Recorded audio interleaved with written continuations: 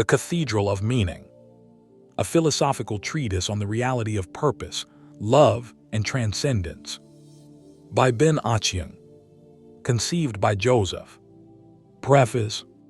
This book is an attempt to articulate something I have always known but have struggled to express. It is an attempt to give voice to a truth that has sustained me through the darkest moments of my life. It is an attempt to build something beautiful in a world that often seems empty. I am a philosopher. I have spent my life thinking about the big questions. What is the meaning of life? What is the nature of love? Is there a purpose to our existence? Is there something beyond the material world? I have not found definitive answers to these questions, but I have found something else. I have found that the questions themselves are meaningful.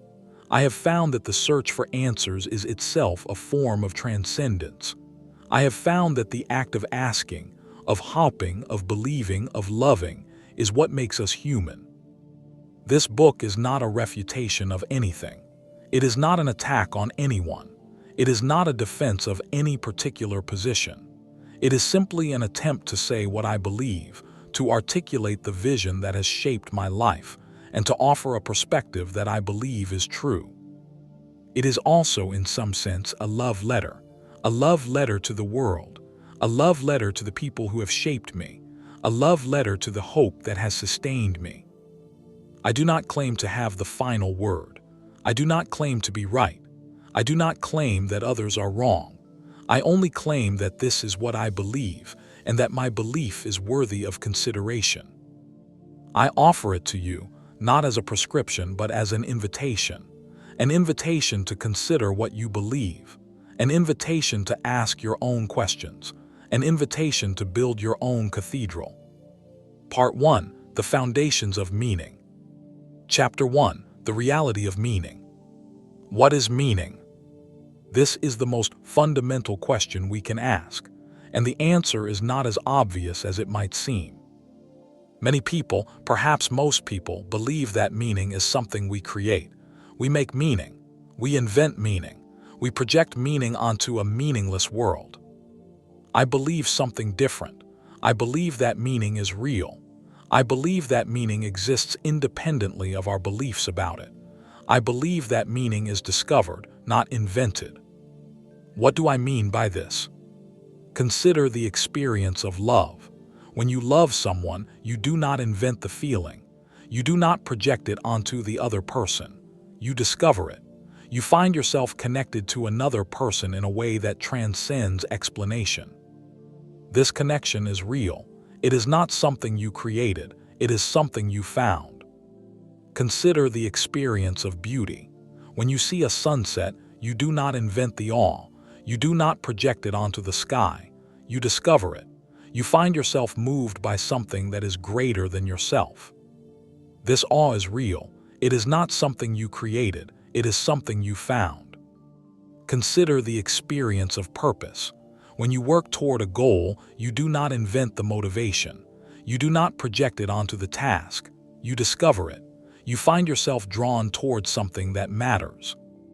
This purpose is real. It is not something you created. It is something you found. Meaning is not a fiction. It is not a story we tell ourselves. It is not a coping mechanism. It is real. It is the structure of reality itself. But how do we know this? How can we be sure that meaning is real and not just an illusion? We know it through experience. We know it through connection. We know it through love. When you love someone, you experience something that cannot be reduced to biology or chemistry. You experience connection. You experience significance. You experience meaning. This experience is not an illusion. It is not a trick. It is the most real thing you will ever know. Chapter 2. The Nature of Consciousness. Consciousness is the mystery at the heart of existence. It is the thing that makes us who we are. It is the thing that allows us to experience the world, to feel, to think, to love. And it is also the thing that science cannot fully explain. We can describe the brain. We can map its neural pathways. We can measure its electrical activity. But we cannot explain why or how matter becomes conscious. We cannot explain why there is something that it is like to be us. This is not a failure of science. It is a limit of science. Science is the study of the material world. Consciousness is not material. It is the experience of the material world. Consciousness is the bridge between matter and meaning. It is the thing that allows us to experience the world as significant. It is the thing that allows us to love, to hope, to believe. To reduce consciousness to brain activity is to miss the point entirely. It is to confuse the map with the territory. It is to describe the mechanism while ignoring the experience. Consciousness is not a problem to be solved. It is a mystery to be embraced. It is the foundation of everything that matters. Chapter 3: The Sacredness of the Self. The self is another mystery. We experience ourselves as unified, coherent, continuous beings. We experience an I that thinks, feels, desires, and acts. We experience ourselves as the authors of our lives. But the self is not as simple as it seems. It is not a thing. It is a process. It is not fixed. It is constantly changing. Does this mean the self is an illusion? I believe it means the opposite. I believe the self is sacred. The self is the locus of experience. It is the center of consciousness. It is the subject of love. It is the origin of action. The self is not an illusion. It is the most real thing we know. It is the only thing we directly experience. It is the ground of everything we value. When you love someone, you love a self. When you grieve a self. When you hope for a self. The self is not a problem to be solved. It is a mystery to be honored. It is the foundation of all meaning. Part 2: The Architecture of Love. Chapter 4: Love as Revelation. Love is the most powerful experience we can have.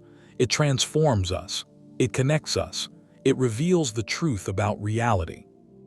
What is love? Love is the recognition of the other. It is the experience of connection. It is the willingness to sacrifice for another. It is the commitment to their well-being. Love is not a strategy. It is not a mechanism. It is not a chemical reaction. Love is a revelation. When you love someone, you see them as they truly are. You see their beauty, their worth, their significance. You see them as irreplaceable. You see them as sacred. This seeing is not an illusion. It is not a trick. It is the truth about the other person. Love reveals the truth that we are connected. It reveals the truth that we matter to each other. It reveals the truth that we are more than just atoms and electricity. Love is the most real thing we know. It is the foundation of meaning. It is the evidence of transcendence. Chapter 5: The Commitment of Love. Love is not just a feeling. It is a choice. It is a commitment. When you love someone, you choose to be with them. You choose to care for them. You choose to work for their well-being. You choose to be faithful to them. This choice is not easy. It requires sacrifice. It requires patience. It requires forgiveness. But the choice is also freeing. It gives your life direction. It gives your life purpose. It gives your life meaning. Love is not a strategy. It is not a calculation. It is not a transaction. Love is a covenant. It is a promise. It is a commitment to something greater than yourself. Chapter 6: The Transcendence of Love. Love transcends the material world. When you love someone, you experience something beyond biology. You experience connection. You experience significance. You experience meaning. This experience is not an illusion. It is not a trick. It is a glimpse into the nature of reality. Love reveals that we are not alone. It reveals that we are connected. It reveals that we are part of something larger than ourselves. Love reveals that the universe is not indifferent. It reveals that the universe is full of meaning. It reveals that we matter. This is the transcendence of love. It is not supernatural. It is not religious. It is simply the truth about what love is and what it reveals. Part 3: The Architecture of Hope. Chapter 7. Hope as Virtue. Hope is the refusal to accept that the way things are is the way things must be. It is the conviction that the future can be better than the present. It is the faith that our actions matter, that our choices count, that our lives have significance. Hope is not a delusion. It is not a fiction. It is not a story we tell ourselves. Hope is a virtue. Hope is the engine of moral progress. It is the fuel of love. It is the foundation of meaning. Without hope, there is no reason to act. Without hope, there is no reason to love. Without hope, there is no reason to live. Hope is not a warm blanket against the dark. It is the light that dispels the darkness. It is the courage to believe in a better future. It is the commitment to work for that future. Chapter 8. The Courage of Hope. Hope requires courage. It is easy to give up. It is easy to accept the void. It is easy to surrender to despair. It is hard to hope. It is hard to believe. It is hard to work for a better future. But this courage is what makes us human. It is what makes us moral. It is what makes us loving. Hope is not a weakness. It is a strength. It is not a delusion. It is a choice. It is not a fiction. It is a truth. The truth is that we can make a difference. The truth is that our actions matter. The truth is that love can transform the world. This is the courage of hope. It is the courage to believe in what is possible.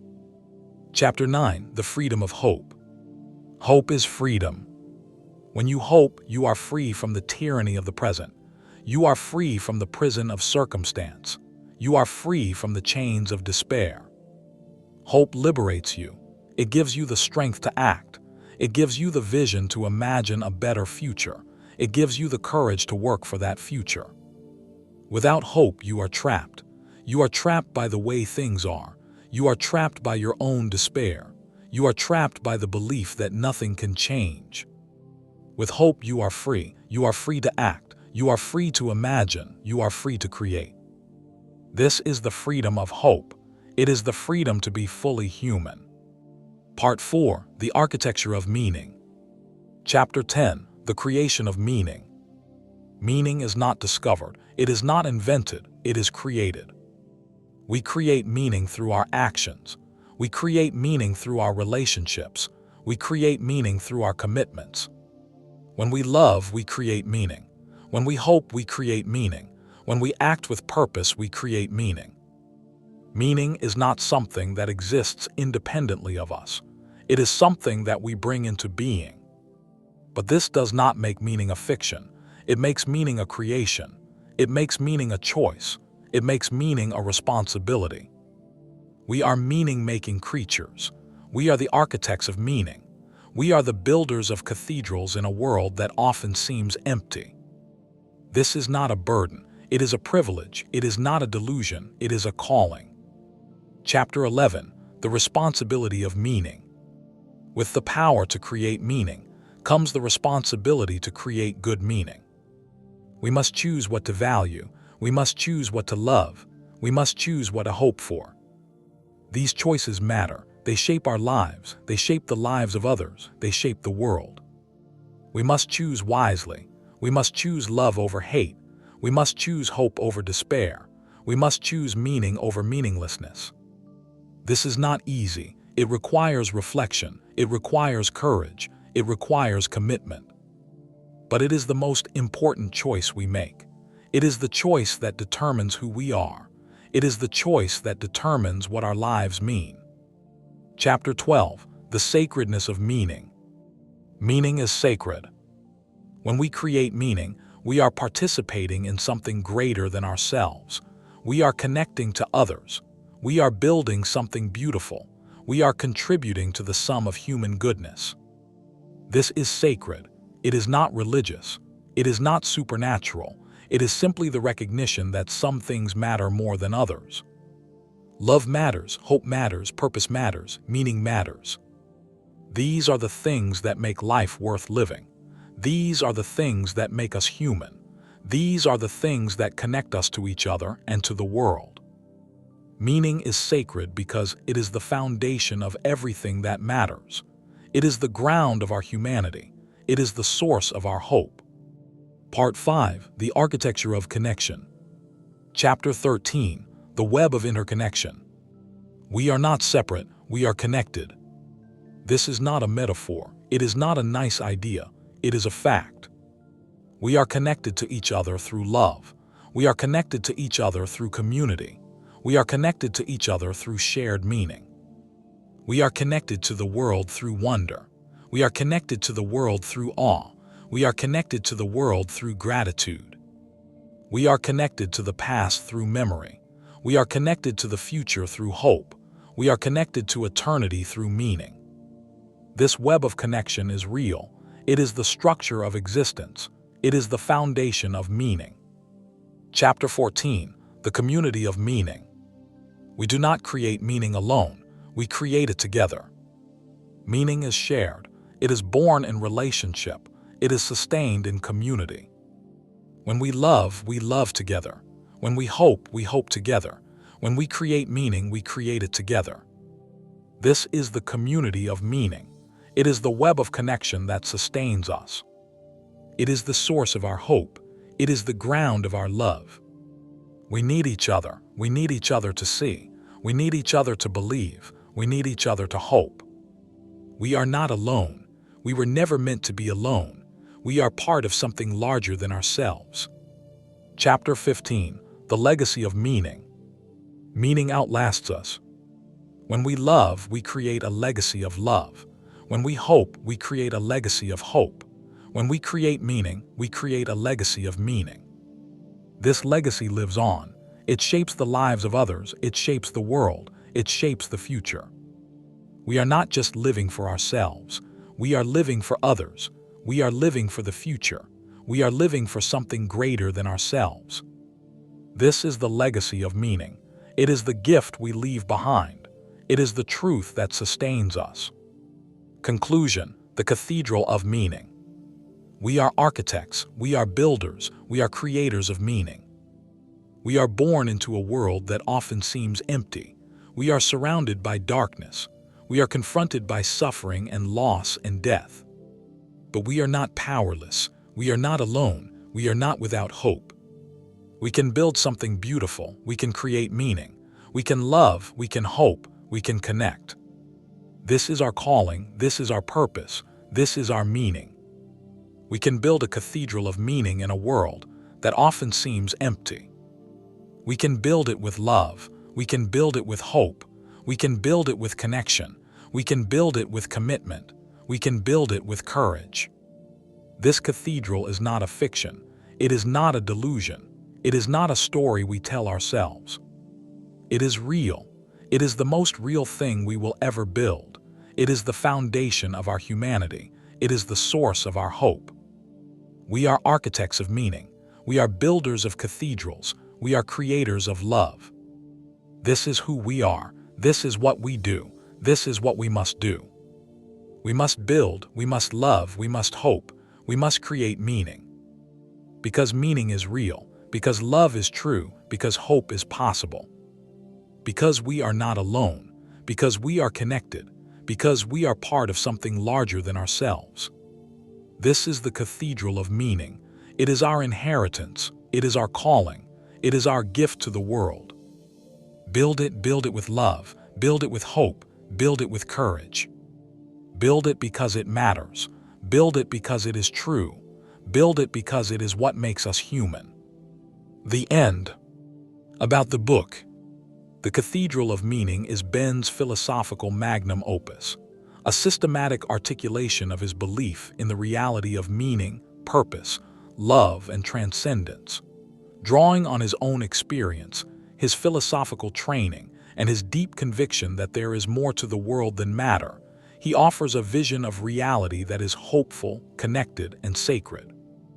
The book is an invitation to believe, to hope, to love, and to create meaning. It is not a refutation of anything. It is not an attack on anyone. It is simply a vision of what is possible when we open ourselves to the fullness of existence.